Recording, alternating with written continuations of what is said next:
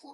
শুনুন, এত প্রশ্ন করবেন না। আমি যেই হই না কেন শীঘ্রই আপনার কাছে তো হব বলে খট করে কল কেটে দিল ওপাশ থেকে। জিমিন ভাবনায় পড়ে গেল, কে এই লোক, তাকে কিভাবে চেনে। বুকের উপর ভারী কিছু অনুভূতি হলো জাঙ্কুকে। পিট পিট করে চোখ খুলে নিল। চোখ খুলতেই নিজের বুকের উপরে ঘুমন্ত তীরকে দেখতে পেল। জাঙ্কুক তীর মাথায় অতি যত্নে বালিশ দিয়ে দিল। দৃষ্টি নিক্ষেপ করল তীর উপরে। চুলগুলো মুখের উপর পড়ে আছে, নাকের ডগায় ও গলার দুপাশে তেল চিকচিক করছে। বেশ অনেকক্ষণ যাবৎ তাকিয়ে রইল জাঙ্কুক। কেমন যেন অনুভূতি হলো। এই অনুভূতিতে দিকে দেখলে বাতের কাছে থাকলে বারবার হয়। সরিয়ে বেড থেকে নামতে নিলে ঠাস করে পেছন থেকে হাত ধরে পড়ল তে।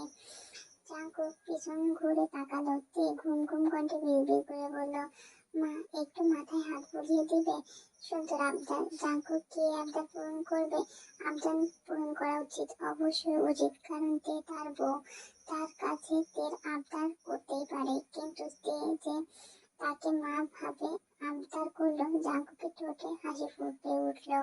তের মাথার কাছে হাত বাড়ল। ঠিক তখনই কর্কশ আওয়াজে অ্যালার্ম বেজে উঠল। তের কানের কাছে ফোন ছিল বলে ঘুম ভেঙে গেল তের। চোখ পিট পিট করে তাকালো। নিজের হাতের দিক তাকিয়ে দেখে সে জাঙ্কুকের হাত ধরে রয়েছে। তে ঠাস করে জাঙ্কুকের হাত ছেড়ে দিল। আমতা আমতা করে বলল, আমি বুঝিনি। ঘুমের ঘরে আসলে কিছু বলল না। আকস্মিক তের দিকে এগিয়ে গেল।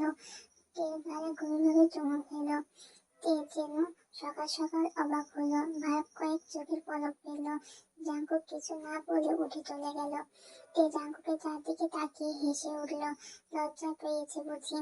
নিজের হাত গালে নিয়ে জাঙ্কুকের চুমু দেওয়ার জায়গা ছোঁয়ালো। খুশিতে নেচে উঠল মন। দ্রুত রুম গুছিয়ে নিল। জাঙ্কুক ওয়াশরুম থেকে বের হলো। তে দাঁত কেলিয়ে ওয়াশরুমে চলে গেল। মা ফোন দিয়েছিল, জাঙ্কুকের পুরো ফ্যামিলিকে দাওয়াত দিয়েছে। যেহেতু বিয়ে বাড়ি পরের দিনে জাঙ্কুকের কাজে যেতে পারেনি, তাই আজকে সবাই দাওয়াত দিয়েছে। তবে জিন ও এম যাবেন না। জিমিন ওর ফ্রেন্ডের বাসায় দাওয়াতটা, তাই শেষ যেতে পারবে না। তাই শুধু তে আর জাঙ্কুক যাবে। বিকাল 4টা। তে ড্রেসিং টেবিলের সামনে বসে রেডি হচ্ছে। পরনে কালো কালারের থ্রি পিস, সাথে আজ গলায় কানে হাতে স্বর্ণের অলংকার পরে নিল। বার করে বলে দিয়েছেন যেন পরিপূর্ণ বউরূপে সেই বাসায় যায়। তেজ চোখে মোটা করে কাজল এঁকে দিল। ঠোঁটে একটা নোট কালারের লিপস্টিক দিল। জাঙ্কুক শাওয়ার নিয়ে বের হলো মাত্র। অফিসে থেকে আজ তাড়াতাড়ি বাড়ি ফিরেছে, কারণ ওই যে শ্বশুর বাড়িতে যেতে হবে। জাঙ্কুক চুল মুছতে মুছতে ড্রেসিং টেবিলের দিকে এগিয়ে গেল। আয়নায় তেকে পর্যবেক্ষণ করলো। কিছু একটা আছে এই মেয়ের মধ্যে, তা না হলে তাকে কেন বারবার টানে। সে যতবার তের দিকে তাকায় ঠিক ততবারই কিছু একটা অনুভব করে। তে ড্রেসিং টেবিলের সামনে থেকে দূরে সরে বেডের সাইডে এদিকে এগিয়ে গেল। জাঙ্কুকের জন্য পর্দা করা কালো রঙের পাঞ্জাবি এগিয়ে দিয়ে বলল, এই পাঞ্জাবিটা আপনার জন্য আজ বের করেছি, পরবেন এটা? তুমি চাইলে আমি পরতে পারি। এটা কখন বললাম? বলছি আপনি এটা পরবেন কিনা। যদি বলি না তো কিছু হবে না। সত্যি কিছু হবে না? কিছু হবে না। আপনি যেটা পরবেন, কমফোর্টেবল ফিল করবেন সেটাই পরুন। ওকে, আমি শার্ট পরে নিচ্ছি, আপনার ইচ্ছা। আমি নিচে যাচ্ছি, তৈরি হয়ে চলে আসুন।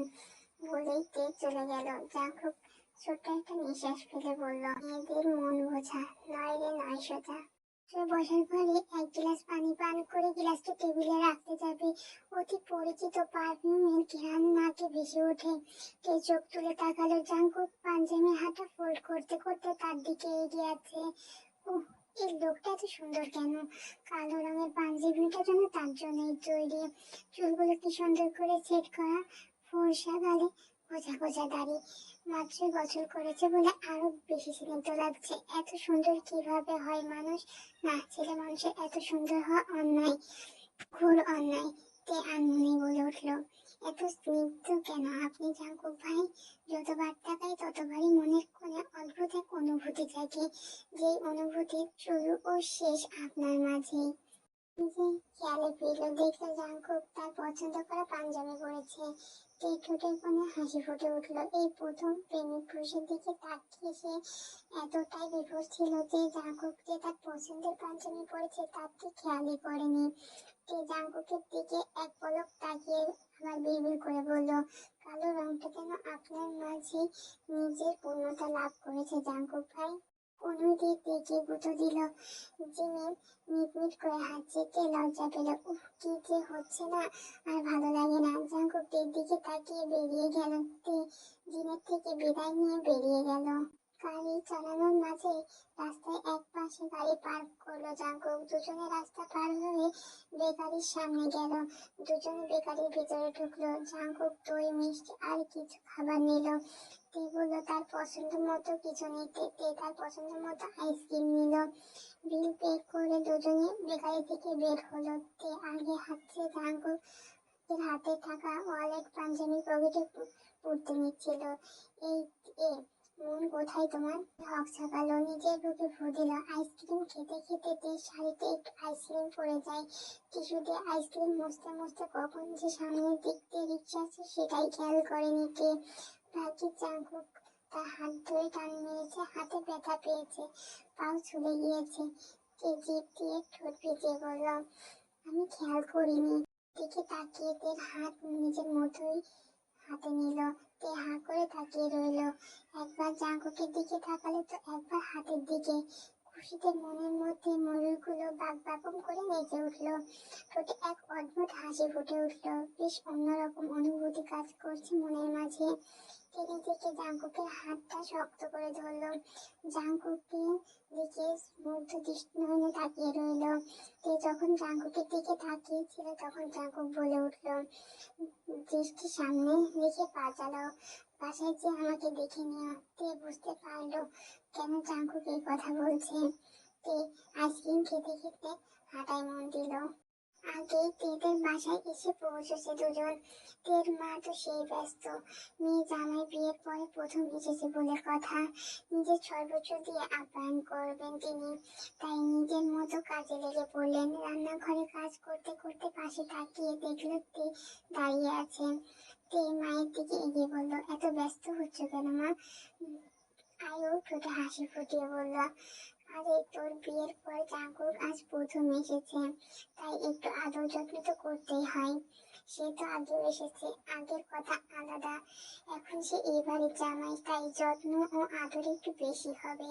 কোথায় আমি ভাবলাম তোমার সাথে কথা বলবো, একটু সময় কাটাবো, কিন্তু তুমি দেখে আরেক কাজ শুরু করেছো। বেশি কাজ নেই, হাতের কাজ শেষ করে তারপর তোর সাথে কথা বলবো। আচ্ছা বলো তোমাদের মাঝে কি সব ঠিক আছে? হুম, সব ঠিক আছে, আমিও বেশ ভালো আছি। তবে আয়ু হাতের কাছ থেকে চিন্তিত গলায় বলল, তবে কি? ঠোঁট উল্টিয়ে হাসি ফুটিয়ে মায়ের দিকে এগিয়ে গেল।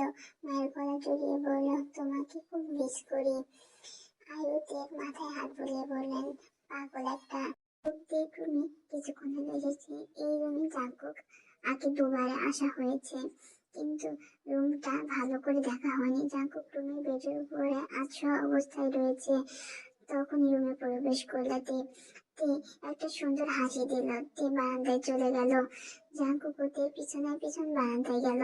সন্ধ্যা নামবে এই বুঝে আকাশে লাল আভা দেখা দিচ্ছে। মাগরিবের আজান দিতে আর বেশিক্ষণ সময় নেই। মৃদু বাতাস বইছে চারদিকে। এই বাতাসে মন ভালো করে দেয়। বাতাসে আছে এক ধরনের শান্তি।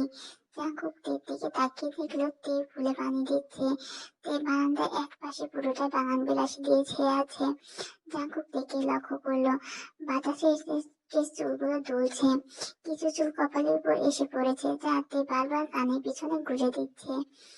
তে ঠোঁটে হাসি লেপটে আছে। হাসলে মেয়েটাকে খারাপ লাগে না, হাসলে যেন তের চোখগুলো হাসে। তের হাসিতে জাগুকের মনে একটু নাড়া দিল। কই আগে তো তের হাসি ভালো লাগেনি, কিছু মন দিয়ে খেয়াল করেনি। খেয়াল করবে কিভাবে? আগে তো ঠিক মতো কথাই হতো না। যেখানে কথা হতো না সেখানে কিভাবে হাসি বা হাসি দেখবে? আজব ব্যাপার।